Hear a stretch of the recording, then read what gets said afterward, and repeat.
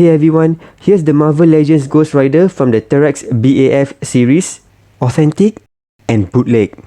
The figures came stuffed into a smaller size box, so the top flaps are kind of folded in, as you can see here. So I've managed to straighten it out, but of course there are some dents here and there because of the way it was folded earlier on into that box. This Ghost Rider is the dent catch version, and he only appears in one mini-series if I'm not mistaken, and that was it.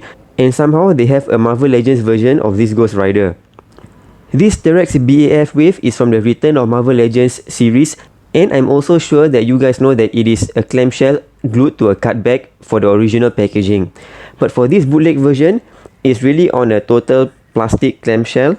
At the top, we have the Marvel Universe and the Build-A-Figure logo, but we are missing the word Terrax over there. The artwork of the card bag is exactly the same as the original. The figure is inside in a clamshell, and at the bottom then they have the word Legends.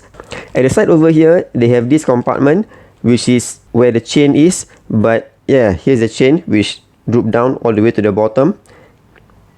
And at the back, again, same printing as the original. They have the same Marvel Universe and Build-A-Figure logo at the back, missing the word Terrax. The font on the Build-A-Figure logo is actually slightly different from the original packaging. And then it's the same picture of the Ghost Rider. The font of the character bio is also different from the original packaging. And at the bottom, the same pictures as the rest of the figures in the series, but the pictures are slightly stretched out. And at the bottom, all those trademark stuff. So the back of the cardboard is actually kind of a narrowed down version of the original. It is also missing the phrase "collect all 7 figures", which is present at the side of the original packaging. Both the packaging are exactly the same at the back and at the front. These two, of course, are the original versions that I have.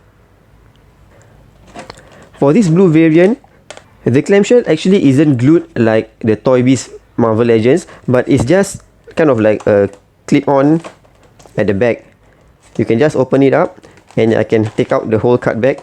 Yeah, there it is. Really a narrowed version of the original packaging, and the figure is on the clamshell itself. For the orange version, however, this packaging is stapled, and yeah, so I need to get rid of the staplers in order to open it up. This one is missing the chain because the chain actually dropped out. It's over here. Yeah, this is how the chain looks like. It looks a bit like necklace or something. Okay, I'll share more about this later on. Here's the figure in the clamshell. The chain dropped off inside the main packaging over here.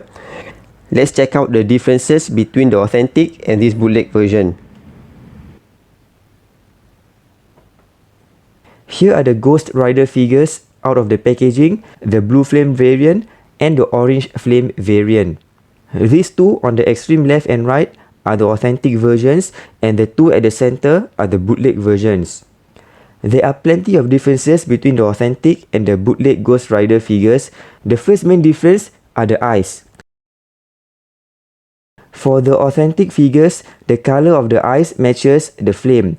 Blue eyes for the blue flame variant, orange eyes for the orange flame variant. For the bootleg figures, however, the color of the eyes is actually also the same. The blue bootleg variant actually has blue eyes, but it is so dark, it actually looks like black. Same goes for the orange variant. The eyes are actually orange, but very dark. It almost looks like black on screen. Some of the listings, the figures are still in packaging, like the one I got, but some of them are loose. So if you see these Ghost Rider figures with eyes that looks kind of blackish, those are the bootleg versions. One thing that you might have noticed is that the bootleg is slightly taller than the authentic, and the reason for that is that the authentic has a normal joint on the ankle, which is a hinge joint, and a swivel joint, which is a peg that connects to this part of the leg. The bootleg version has a different sort of ankle joint and also wrist joint. They have kind of a ball-like joint over here, which is very similar to the McFarlane figures. The ankle can rotate all around, but yeah, you can see this kind of ball-like joint over here. Same goes for the wrist. Because of the McFarlane sort of joint, you can actually make the wrist go up and down. And if you turn it correctly, you can also make the wrist go left and right. So I guess that is one advantage of this sort of joint. But to me, it's kind of unsightly a bit because of the circular joint that can be seen. Just like the ankle over here. But in the pictures on the listings on Aliexpress, it's a bit difficult to see actually. These ball joints. With those two main differences aside, here's plenty more minor differences. The first one is the paintwork on the face. For the authentic, you can see that the blue wash on the face looks good. On the bootleg, however, the blue wash is really splotchy. It's as if they took a paintbrush and just dabbed at it anyhow. And yeah, it looks like watercolor or something. So it really doesn't look nice on the face. For the orange variant, however, there is orange wash on the face of the authentic. But for the bootleg version or the KO version, the skull is actually kind of whitish. It's only just slightly orangey, nowhere close to the original. The original head is really orange in color. So that's for the head. Next, on the jacket of the Ghost Rider figures, the blue shading is quite clear on the authentic blue variant. But on the bootleg version, it is less obvious and you can actually see these two circular plates are more towards silver than blue. Only this one is slightly blue and the blue on this part is definitely less obvious as compared to the authentic. Same goes for the orange variant. For the authentic, the orange is really clearly seen. For the bootleg version, you can see that it is quite silvery on the circular plates. Next, the belt. On the blue variant, you can see the blue shading over here, but for the bootleg version, there isn't any shading. For the orange variant, however, both of them have the orange shading. But it is slightly different on the authentic because you can kind of see a circular scalp on the circumference of the circle as compared to the bootleg, which is kind of just plain circle over here. Next is the color of the metal armor on the forearm and on the legs. It's actually slightly different because for the authentic, it is kind of silvery in color, both for the armor on the leg and also on the forearm. But for the bootleg, it's kind of slightly bronze or goldish, both on the legs and the forearm as well. I'm not so sure whether it is very clear in camera over here, but if you have both figures in hand, it is actually quite obvious the difference between the color of the armor over here.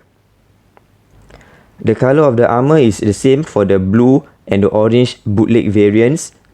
It has a tinge of gold to it instead of being silver in color like the authentic.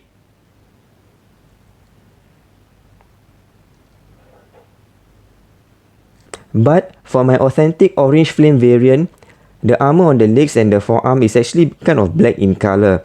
I thought it was supposed to be silver like the blue variant. And I've also compared with pictures on the internet, and those that I see does kind of have the silver paintwork on the armor. So I don't know whether mine, the color has faded or it is meant to be black. For those who have this variant, can you share in the comments below whether yours is silver or as black as mine? That would help. Next up, I'm going to take off the jacket. But before that, you can see that for all the figures, the arms are kind of protruding outwards. And that's because the arms cannot be pushed inwards due to the jacket blocking the way at the armpit area. So yeah, I cannot bring the arms any closer to the torso because of that. The hands can actually be brought forward to the body if the trench coat is taken off. So the trench coat on the authentic can be taken off easily. There is a kind of button at the side there on both sides, and then I have to carefully wiggle it out. Here's the figure without the jacket or the trench coat, and he kind of looks less intimidating because he doesn't look as big as before. Lol. The thing about the bootleg version, is that the jacket is actually glued together over here. The front part and the back part over here at the button is glued together, and there's no way you can take it off for both sides of the blue variant. It's totally glued there. I can't even pull it out. You can see that the front and the back piece is stuck together along the seam of the trench coat or this jacket. But for the orange variant, I was able to open up one of the sides and the other side was glued. So what I did was I took a X-Acto knife and I kind of sliced it gently, and I managed to open it without actually accidentally cutting the button. And one thing that you would notice is that for the bootleg, you can actually see a pin on the shoulder part over here. Yeah, you can see the peg on this part. There isn't such a thing for the authentic. Same goes for the ball hip joint actually. There, you can see the pin over here. Same goes for the other side. So this pin also exists on the blue flame variant. You can see the pin on the ball hip joint and also on the shoulder joint. And one last difference is that for the bootleg, there is actually a belly button sculpt on the belly. Lol. There isn't any belly button sculpt on the authentic.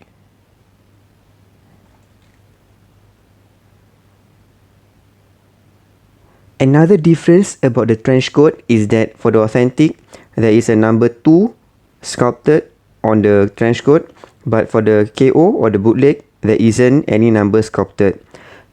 I think for the authentic, it can be either number 1 or 2. Same goes for the authentic version of the blue variant over here. There is a number over there. There, 2. For the bootleg, there isn't any number.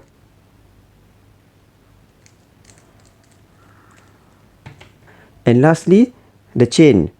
The chain is quite long. It's about 35 centimeters in length. At the end of it is this kind of bullet sculpt over here. The other end is just simply the end of a chain. So yeah, that's it. I'm not really sure how you're gonna pose this on the figure. Maybe the chain can be wrapped around or maybe placed on the hand like this. I don't know. I'm really not good at posing figures. Lol. This bootleg Ghost Rider has only appeared this year in 2021, and I really find the likeness to the original figure really good. Despite the differences that I have shared earlier on, overall the bootleg figure really looks close to the authentic version, and I actually even find their attempt of making a packaging for it quite entertaining. The only thing is that, to me, even the original version of this Marvel Legends Ghost Rider is not the best Ghost Rider figure that we have. The recent one from the Rider series, the one that comes with the bike, and a repaint of the Rhino Wave Ghost Rider, that figure is one of the best Marvel Legends Ghost Rider that we have. And of course, the earlier Toy Biz versions. This Terrax version Ghost Rider has great sculpt and looks great, but it's really difficult to pose it because of the trench coat. And if you take off the trench coat, it really looks kind of bare, as you can see earlier on when I took off the orange version's trench coat. The articulation of the figures are also the same except for the wrist and the ankle joints. So yeah, overall, quite a decent bootleg figure. Thanks for watching. Do check out my other comparison videos, and I'll see you in the next video.